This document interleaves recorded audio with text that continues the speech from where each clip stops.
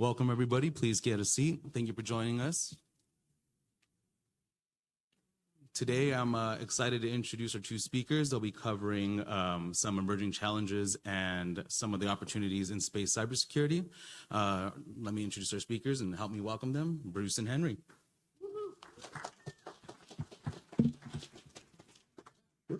We're a couple minutes early, so I'm going to let the last stragglers come in, if that's okay. 2 seconds and respect the time. But anyway, I'm very excited to be here. I'm in front of my peers. I'm a little nervous, so cut me some slickety slack. I'd appreciate that. I'm very excited. With my friend Bruce here, we've been doing stuff on cybersecurity and satellites in space. And I think some visuals and some cool things that we're going to talk about today will excite you. So again, we'll give them a couple more minutes to straggle in and then we'll start. Thank you for coming. Say that again? Yes, talk a little bit about CubeSat. Yes, sir. And at the end, I have some ICARUS matrix of what we've done. And it's a PDF as well, so I can always share that with you as well if that's something that you're interested in. So We also have a cool 90-page report. So if anybody wants the long version, we have the long version available also. Sorry, it's 5 minutes early. I guess I can start. Yeah? Okay. All right. Welcome to your first installment. My name is Henry or Hank. I'll be your guide and facilitator today. This is Bruce, as we've introduced before. I'm very, very excited to be here today to talk to you a little bit about space, cybersecurity, and satellites, one of our passions. We work at Cal Poly, and I'll introduce us here in just a second. I wanted to start out with our disclaimer. All statements of authors alone are not of any organizations. Cal Poly, NASA, all images, copyrights, properties, respective owners per fair use clause. So again, we're trying to be respectful of all those different things out there and make sure that you all know us. Some of the secrets that we will talk about a little bit about today, CubeSat, do the right thing out there because you know what to do as far as hacking goes. All right. And I'm going to talk slow and be chill. All right. So first of all, Bruce DeBruhl. Here, I want to introduce him. A professor. Go ahead, Bruce. Yeah, so I've been at Cal Poly for 9 years now. I teach broadly in cybersecurity and privacy, largely focused on privacy engineering. We did one of the first undergrad courses with that. But more recently, I've been focusing on binary exploitation education, as well as we've done some fun pilots with things like compiler security. So we've had a lot of fun teaching students and doing kind of fun, innovative cybersecurity curriculum there. Beyond that, I also am an advanced computer scientist at SRI International. Again, this doesn't reflect any of their opinions or views, of course, where I do all sorts of fun cybersecurity things, hacking various systems, or studying various systems. Henry. Yeah. So again, I work at Cal Poly. I have multiple jobs. I don't know if you've seen The Living Color from a long time ago, but how many job you got, man? I appreciate that. I work at Cal Poly as a professor for 21 years. No ego attached, just a happy guy trying to teach young people cool stuff. I run a small school district in the central coast of California. That's where we're from, where I'm the CIO, CISO, all that, train teachers and do everything. And then I work at the California Cybersecurity Institute. I'm also a huge fan of Aerospace Village at DEF CON. And we're going to try to get the village here at some point. We're working with the CactusCon folks to share. We need more people. And by the way, space is hard. We need to know and need to get more people into working with space. Again, very excited to be here today, and let's go ahead and get this started. So what we wanted to talk about today was our report.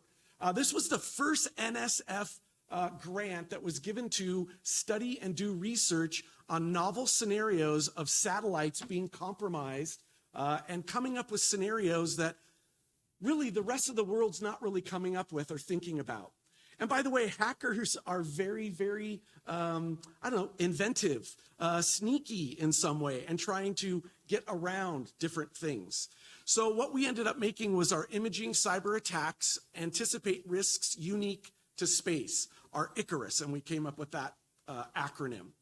And fortunately, good people right now out there thinking about space and cybersecurity to defend our current space assets. We have bad actors that are doing bad stuff.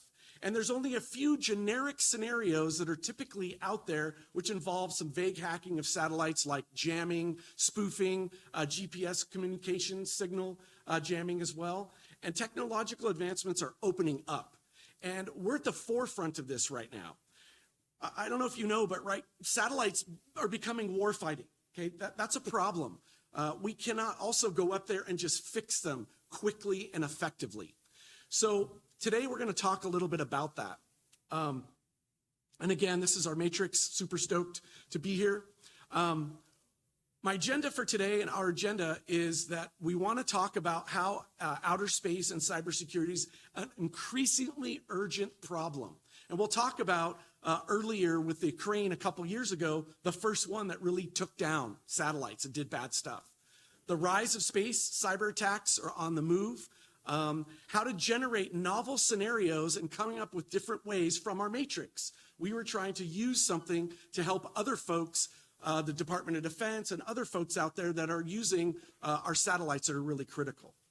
The next, we're going to talk about what could go wrong, right? Some of the scenarios we came up with are technical, which is very cool because we've actually had technical experts work with us all over the world and make sure that our scenarios are something to that are there. One thing we should note is Go ahead. technical experts, we don't just need hackers. We also brought in space lawyers. So there's some people that specialize in space law, which sounds like a fascinating job, as well as aerospace engineers. Because a lot of times when we're having this conversation with aerospace engineers, we often had to kind of come to an understanding of what was realistic as far as space flight is concerned, and what is realistic as far as securing satellites is concerned, where we can mix our expertise in cyber with their expertise in aerospace. The other coolest part about this was we had science fiction authors. What? They gave us expertise ways to write our novel scenarios and put us in a cool way because you all want to read science, right? Especially cool ones. You know, I know there's some nerds in here, and if you're not a nerd fan, then you could be a geek as well. So blessings to all of you nerds and geeks. I wanted to put Ren and Stimpy in here, so I just want to get one little shout out. Let's hear a whoop whoop for Ren and Stimpy back in the day. Thank you. I appreciate that. So let's get on with it. And by the way, again, space is hard. So why outer space? Well, a couple things. We're currently living in a world right now where satellites and space are necessity, right? They drive everything, right? Our positioning, our navigation. And think about the navigation, transportation, shipping, all of it. Planes has a lot to do with that. So our satellites are doing a lot of the comms or the communications. Timing is critical, right? If you're trying to move a ship and using a satellite and that satellite has been compromised, sometimes the ship doesn't have backup ways to be able to navigate and do other things. So satellites are really, really critical. The communications also are very, very critical. Our Earth observations. I'm learning all these new terms and technical things about our Mother Earth and how we have to protect it. And I'm not trying to get political with anyone, but at some point, we're actually doing a lot of science and watching with our satellites. Those are critical components that we're using and learning. Another cool aspect of this is the college kids, right?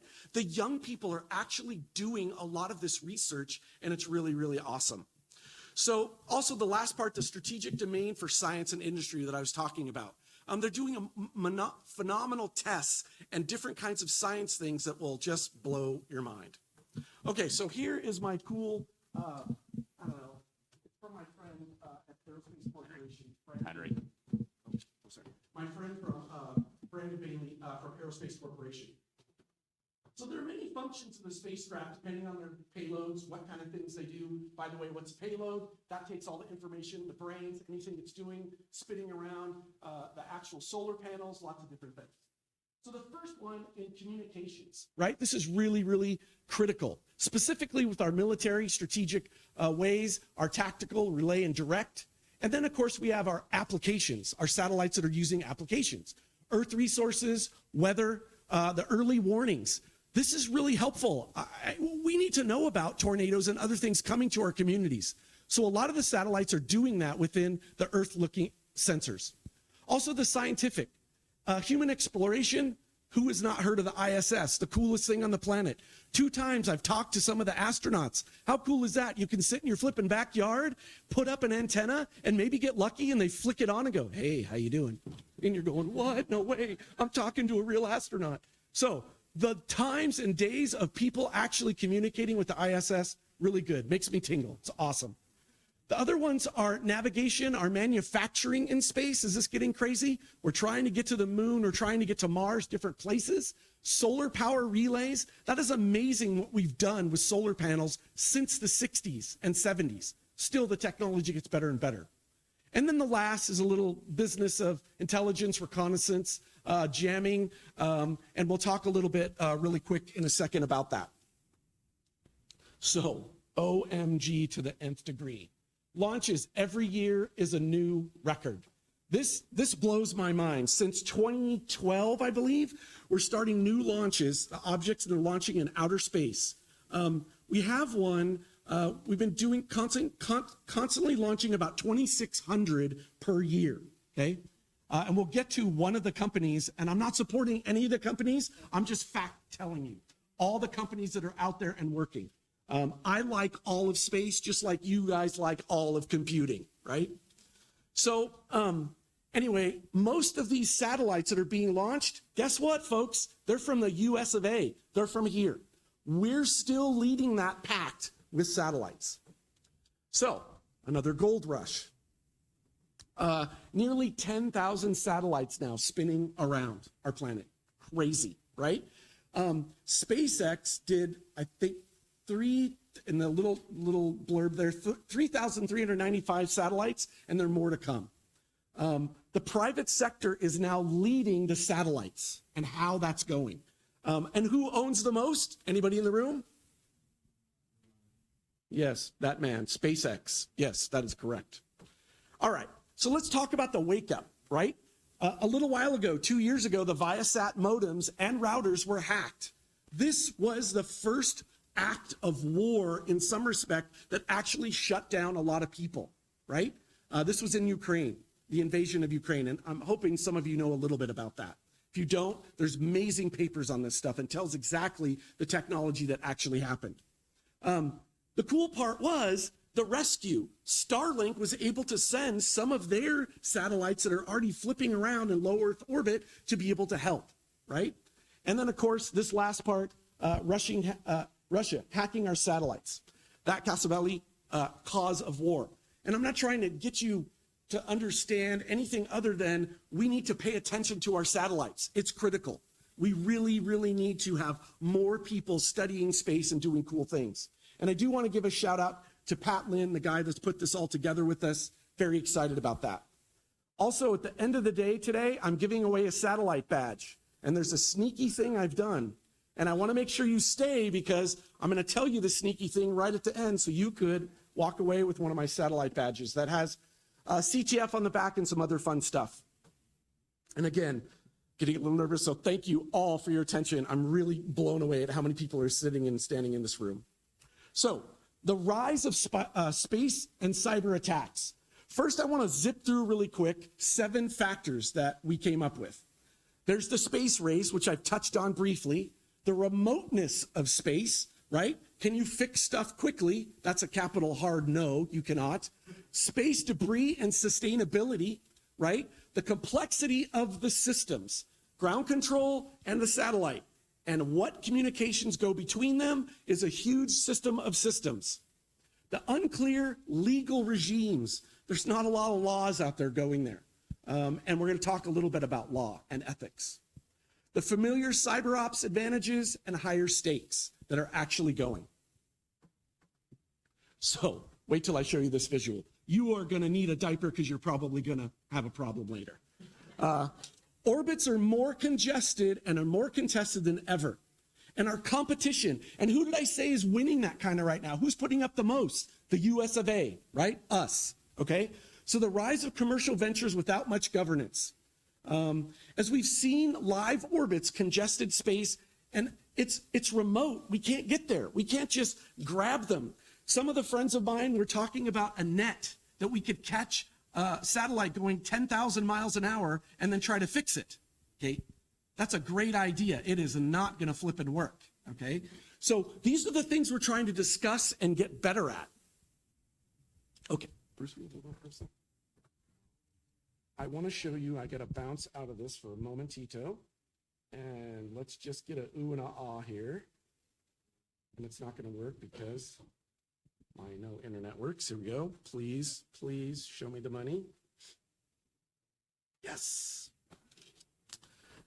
Ooh, ah, wow. Holy baninis. Okay, let's get the beams and the instruments out of the way. So, what is SHIT show? And if you spell SHIT, you know what I'm talking about for the children in the room, trying to be respectful. This is crazy, what's going around our actual world, right? That is a live view of all the different satellites flipping around. Now it's gonna get a little crazier. Let's just talk about just SpaceX satellites. The white dots, that's them, okay? The other coolest thing about satellites is you can go outside yourself with your children, your mom, your grandpa, whoever, and you can stand out at a specific time, oh, it makes me jingle, and watch a constellation of 85 satellites from Starlink zip by. And let me tell you, you start to either feel mortal or maybe you're an alien, right? Because you really don't know how that happens or you're actually seeing it live. So these two things, this is my favorite part of the talk. How cool is that to show actually what's going on? So you zip over here to find Starlink, stand out there with Gma, any of the kids you have or someone, or even you in the room could go there and actually look up top and see what's going on. So I'm just gonna give myself a round of applause for that one, right? Yeah, buddy. Thank you. Super stoked. Sorry, a little excited still. All right, one more time here. Let me get back to the world of happiness. Okay. Boom. We up? Yes. Okay. So our main mode of interaction is digital space systems. And again, I briefly touched on very hard to upgrade, okay? Are attractive targets. Why? Because, for example, you can have maybe a silver dollar, something like that size, but in space, it magnitudes to something very large when it's going that fast. So people and other adversaries out there are thinking of ways to use old technology satellites that are spinning around to see if they can divert them to a different satellite to take down that satellite, okay? So it's really, really hard to do some of these things. And we need young people and people like you to get more interested in the satellites. The oldest working satellite from 1965, it's called the Lincoln Calibration, or the LS sphere. It's a large aluminum sphere in urban, still since 1965, folks, and that's another amazing thing that we've been doing for a really, really long time. And again, there's no hiding in space. We see the trajectories. Where things are, it's kind of like loosey-goosey, hey, don't get in my area, that's my area, I'm spinning.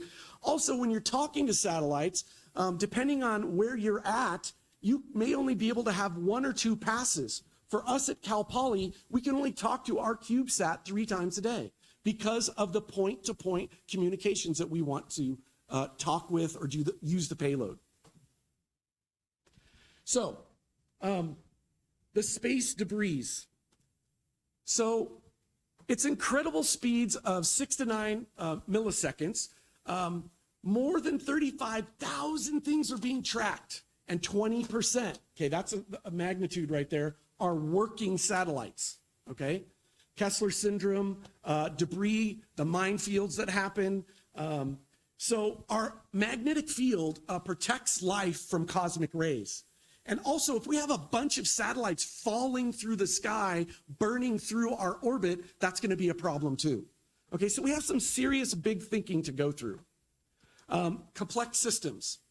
So many of the segments are securing the actual satellites. And let me tell you, I'm just telling you this because I work with them, with the CubeSats. Inside a CubeSat, there's not a lot of security going on. Great question in the back. Why not, Henry? Because the people in that room designing it are young people, and there's no cyber wizards in there. And you're going, wait, what? Why aren't they protecting or putting some kind of encryption on there? And most of the students will tell me, dude, it's my science project. What are they going to hack? My carrots growing on the moon? Like, ooh. So they have this level of kind of thinking, we don't really need to protect that data, right? And I'm on the other side, waving my hands like a wild beast. Hey, this is really critical. We need to do this. So long development cycles. It takes an S-hit ton to get them up there. However, we're doing a lot better. We're starting to do these cool longitudinal launches with aeroplanes. They zip up to low Earth orbit, drop 15 CubeSats, and they come back down. What? That's awesome. That means you do not need a rocket to go up to space. It's an airplane or this kind. See, everyone doing okay? Is it interesting? Yeah? Okay, thank you. Appreciate it. All right. Difficulty also means bragging rights. And you know we have some serious braggers in the US of A. Legal gaps. So the legal regimes that are happening can cause confusion and enable a lot of conflicts. There's so many gaps in our current cyber law because they were created from 1967.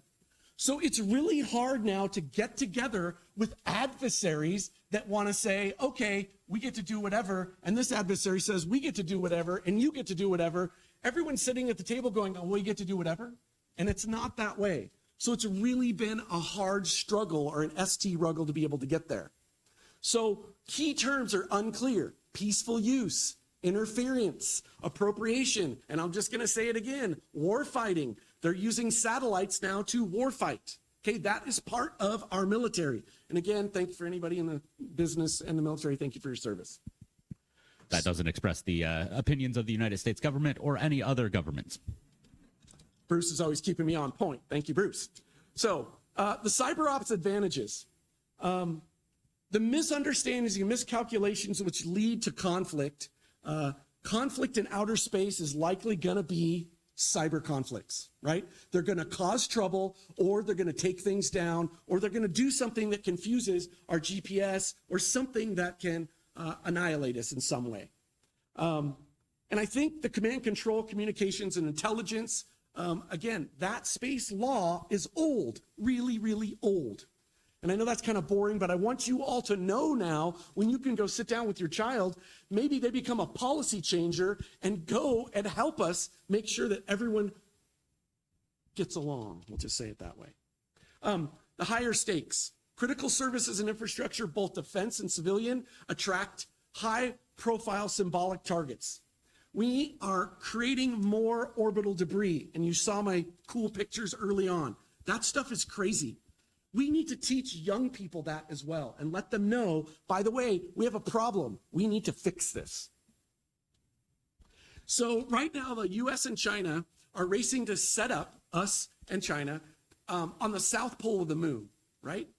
And nothing is preventing one of us to set up right next to each other and basically cause harm to each other, right? How many have seen some of the space movies out there where they cause harm, right?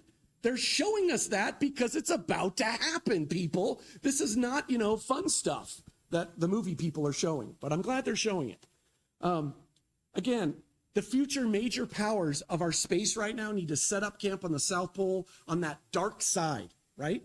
And there's scientific value there. That's why they're doing this. Not just to have fun rides back and forth to the moon and do some selfies, but actually do things.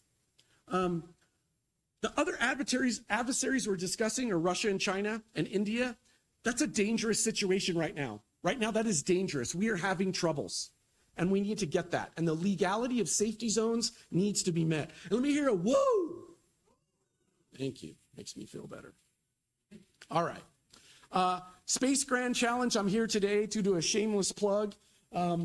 I run a Space Grand Challenge for middle and high school students, and then I also turn it on for college students to teach them about basic cybersecurity, orbital mechanics, all different ways you use cybersecurity in space. And I'm just really passionate about it, and I'm going to, hopefully next CactusCon, I'm going to open it up. and then any kid or any human can play it. And again, it teaches you basics. I have an 85-hour course that my friends and I have put together from all over the planet, teaching you about cybersecurity and satellites and hacking / compromising. And I want to talk about Hackasat really quick. And thanks to this young man down here in the front, or young person in the front. I'm so excited. 2 years ago, we did Hackasat, an aerospace village. And I want to give a little shout out. I have an SAO here that calls silly add-on. Hopefully some badge people know what that is. It's Moonlighter. Moonlighter was the first available satellite to be hacked by the government, and we had it live hacking at DEF CON, and it was awesome. Unfortunately, a year and a half later, rest in peace, Moonlighter was zipped out and some bad stuff happened, and now it's not there anymore. Super sad. They were going to hack on this thing for 4 to 5 years. It was going to be awesome. So these are the kind of projects that are really, really critical for us in the research community to get that back, right? We need to teach young people how to do Hackasat. How do you do Hackasat? All you do is go to their page, and there's a big button on there that says Learn. So any humans in here, I'm watching you, that kind of were inspired by our talk a little bit, maybe go do 1 or 2 of their exercises or their lessons and see what you think about satellites and hacking them. Okay? All right. Bruce is up. Whoop, whoop. Thank you. Okay. Good. So we wanted to start looking at potential scenarios for space and potential things that could go wrong. And when we started doing this, we ran into some interesting corner cases that we could consider. Here we have the quote from Stanley Kubrick. I've never been certain whether the moral of the Icarus story should only be, as is generally accepted, don't try to fly too high, or whether it might also be thought of as forget the wax and feathers and do a better job on the wings.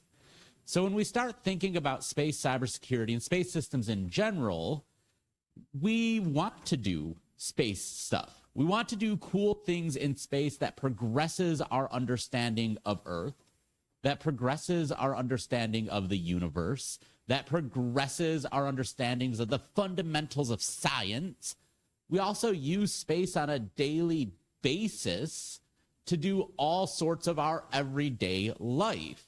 If we look at cellular communications, GPS, PNT, power systems, shipping, getting your, doodads that you just ordered from Prime in 24 hours, all of that is going to be dependent on space.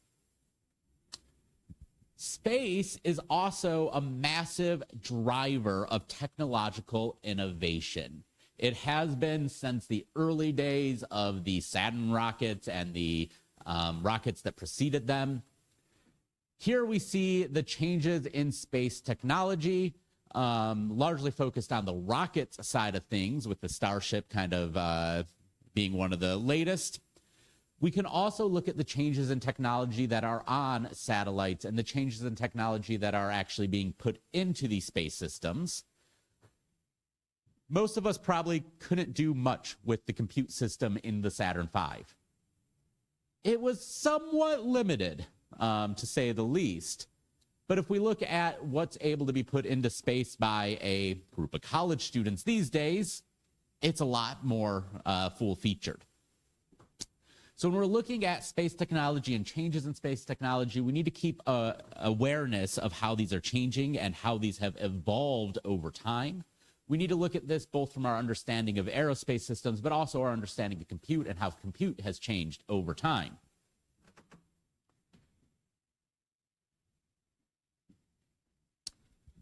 So when we start looking at recent tech examples, the boosters that are able to land themselves are fascinating.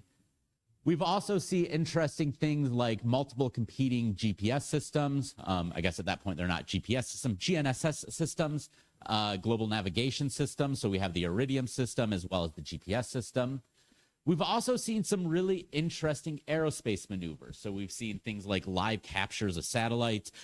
We've also had some really interesting missions like the DART mission, where NASA was exploring what would happen if we take a rocket and smack an asteroid. I would love to see the planning mission for that one, where you're sitting down with your boss and like, I would like to spend, $100 million to smack an asteroid. Like, it would be a fun, planning call there. The DART mission is meaningful, though, as you see every now and again. There'll be speculative headlines. Oh, there's a 1 in 42 chance of an asteroid hitting Earth in 2032. Sure.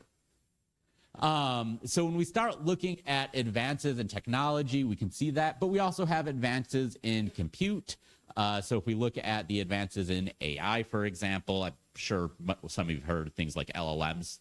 That people talk about them every now and again. When we see things like the advancements in kind of GPUs and machine learning and all sorts of technology, these can lead to really interesting combinations. So some of the things that we could look at when we start talking about space, AI, and robotics include things like Earth observations and astronomy. So one of the major things that we do from space is watch. We want to know where clouds are. We want to know where weather systems are, where different temperatures are changing across the planet. And by knowing this, we can have really high fidelity predictions of how weather is moving across the planet. By having high fidelity predictions of how weather is moving across the planet, we can do things like get out of the way of the hurricane. Getting out of the way of the hurricane is generally preferred to sitting in the middle of the hurricane. We can do things like monitor for fires from space, right? So if we look at the recent wildfires in LA, there's a lot of space technology that can be used to monitor to make sure where are the edges of the fire and where can we send our firefighters safely to try to contain the fire. Beyond that, we've seen a major change from primarily manned missions to primarily unmanned missions for a lot of space things. So if we look at the original landing on the moon, there was a lot of manual piloting that was involved in that. That landing sounded like it worked magically because you had really fantastic operators. Now we've changed it to where we can actually use technology and autonomy to land things on the moon. We have greater control, greater understanding of systems and how to move systems. There's been proposals for things like mining and construction in space. This is going to be a little more speculative, but there are really valuable resources that are out there, as well as opportunities to put things together in space, and many more different emerging technologies. So we wanted to take these type of emerging technologies and start playing around with the idea. What could somebody do if they took a mining platform in space and started hacking it? Anybody that works in ICS and ICS security knows that it's really important to take your industrial processes and make sure people aren't hacking them. Now, what happens when your industrial processes are taking place, let's say a couple 100 miles away, and it's going to take you a month to get to them, right? You can't just go out to the platform and turn everything off. That's not an option at that point. What happens with autonomy? As you all know, ML and AI are often trained in very nice conditions. We assume that everybody's playing nice and wants ML and AI to work, and they're not going to do any messing around with it. However, as you all also know, ML and AI is kind of easy to fool if people train it in nice conditions. So you can do all sorts of data poisoning attacks if you can get in on the training state, or if you can't get on the training state, you can do all sorts of fuzzing things to get classifiers to misfire. And in the past, when we look at what scenarios have been proposed, you kind of get two categories that emerged. The first category that emerged is somebody is going to do something and sit in the basement and hack a satellite. And cool, that is a real scenario. There's always all sorts of fun talks at these type of conferences where somebody sat in a basement and hacked a satellite. The other one is generally going to be electronic warfare. So electronic warfare, if you're familiar with jamming, anti-jamming, spoofing, all sorts of things that go along there. And these are important things. when you have space communications, we can look at the signal loss from space to Earth. It's a lot.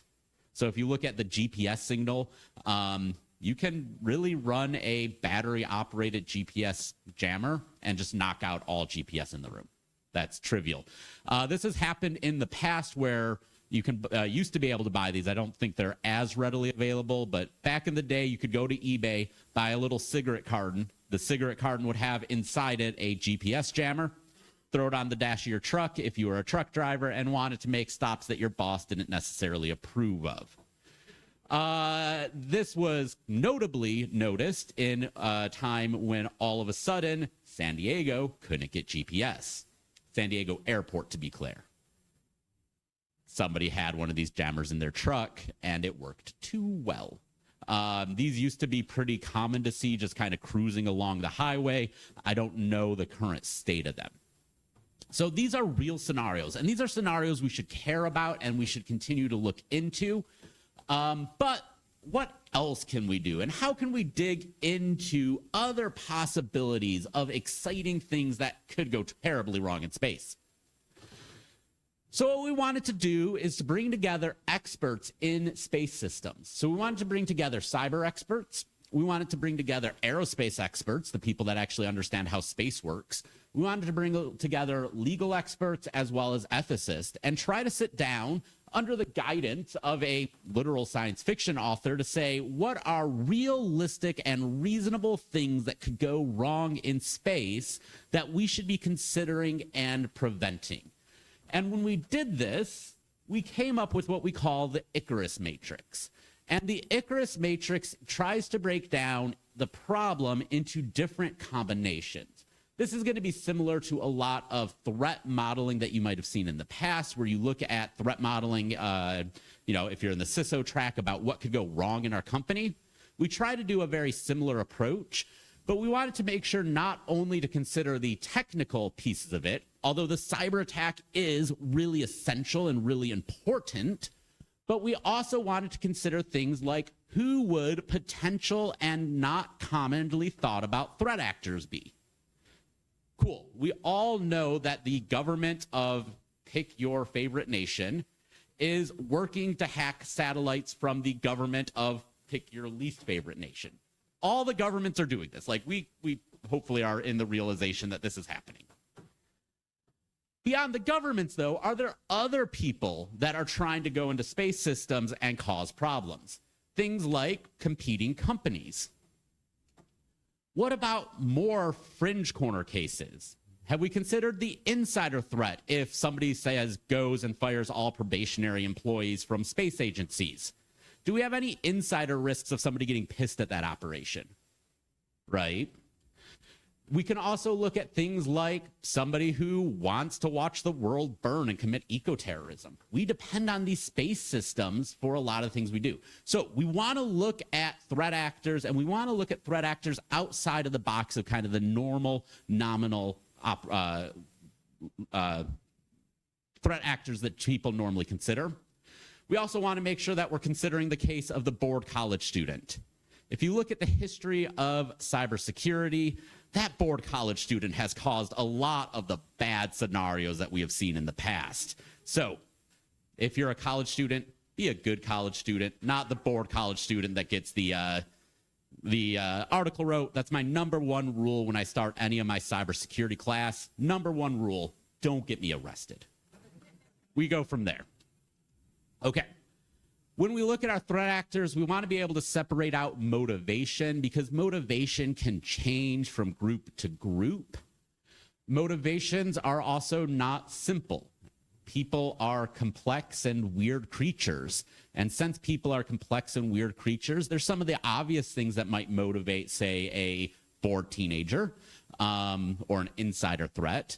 But they might have secondary things that motivate them, right? So how can we look at the different motivations that might drive somebody and try to push somebody to a particular action?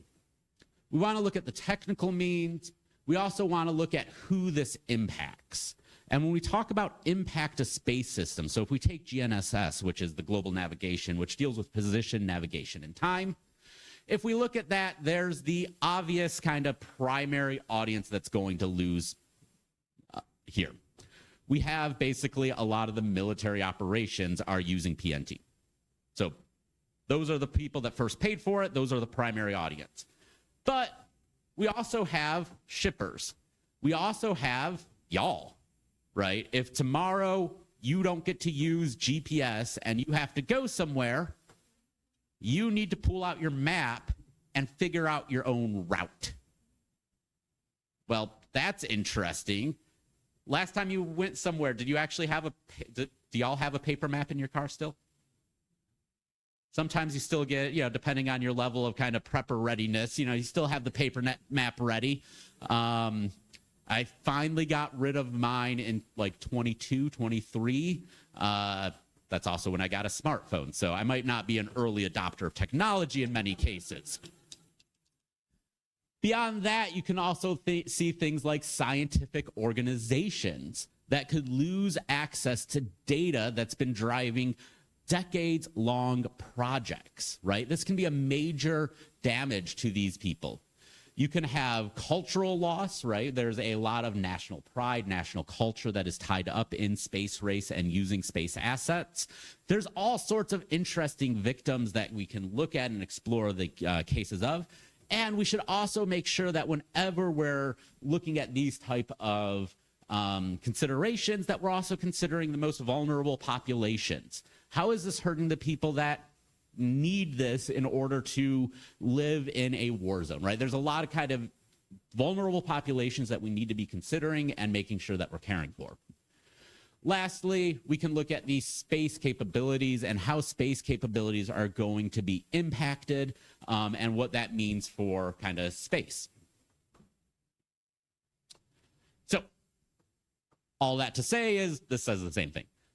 We want to focus on these different axes that we can look at space and how space attacks may occur, and then come up with scenarios that can actually play around with this. So we came up with this matrix, and by using that matrix, we can effectively create a random generator. So choose your favorite random number generator, grab one thing from each column, and let's start dreaming of a scenario around that. And when we start dreaming of scenarios around that, we can then start creating tabletop exercises that can allow us to keep it both high level enough that we can present this to policymakers, for example, and low level enough that we can sit down with aerospace and cybersecurity people and say, is this feasible? Is this actually something we need to be concerned with? Because you don't want to make things that are like just not feasible, right? If we can't think of a way to do that in space, or if we can't think of a way that somebody could do that in space, we don't want to limit it to our own imagination necessarily, then, maybe it isn't the biggest concern. Similarly, we've come up with some scenarios while we were doing this that the aerospace people said, like, no, that's just not something we're concerned with because that's not how space works. Space is apparently tricky. So let's talk about some of the fun scenarios that we came up with. We have about 4 million possible scenarios because matrix multiplication and looking at different vectors, things add up quickly. Not all of them are reasonable. There are scenarios that when you look at it, it goes, no, that's not something we should really be concerned with. We started with a set of 42 scenarios, and we've been building additional scenarios from there. So let's start with our first scenario that we might be able to play with. We're going to look at a non-traditional threat actor. We want somebody that is not the nation state hacker or the bored teenager. So the threat actor that we're going to start with is an eco-terrorist. We have an organization or a group of hackers that are driven by a desire to protect the environment. They want to make sure that the environment is safe from the massive pollution that is going on because of rockets going into space. So they want to land satellites and make space no longer useful. In this scenario, actually, we played this one slightly different. They have a current wildfire that they want to mismonitor. Sorry. we've done a lot of these different scenarios. So in the wildfire scenario, they want to make sure that the wildfires continue to burn. If you look at wildfire and wildfire management, it's a really complex thing, and there's a lot of discussion about when wildfires are actually helpful to the environment, and that's very much a West Coast discussion. Being from the East Coast, that was a weird discussion when I first heard it. So what they're going to do is try to attack key Earth observation satellites. And we can talk about some details about the type of attack that you can do here. One would obviously be a denial of service attack, or if you're able to make the satellite no longer work. But can you do something more creative? Can you look at, for example, a classification algorithm that's be using multiple satellite inputs and provide poisoned data to it? And if you're able to provide poisoned data to it, can you get the classification to lead to not only not having information, but having information that leads you in the wrong direction?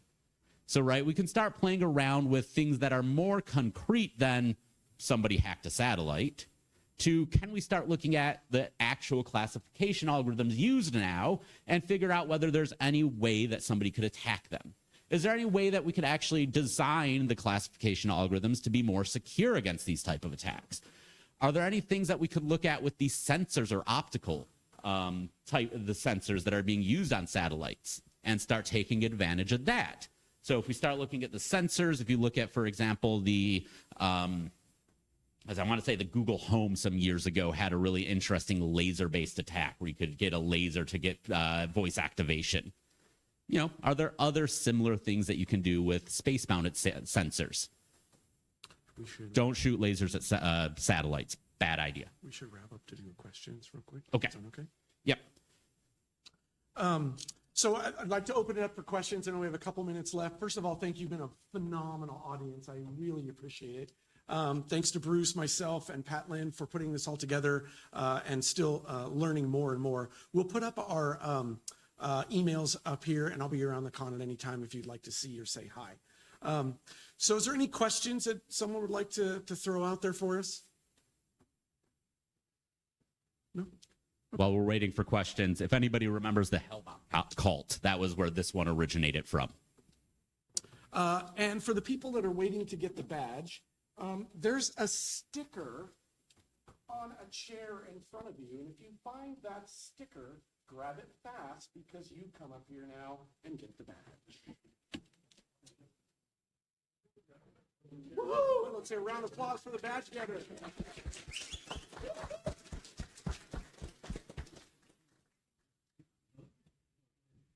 I think that's all we have. There's no questions. Cool. Thank you. Thank you very much, everyone. Oh, question.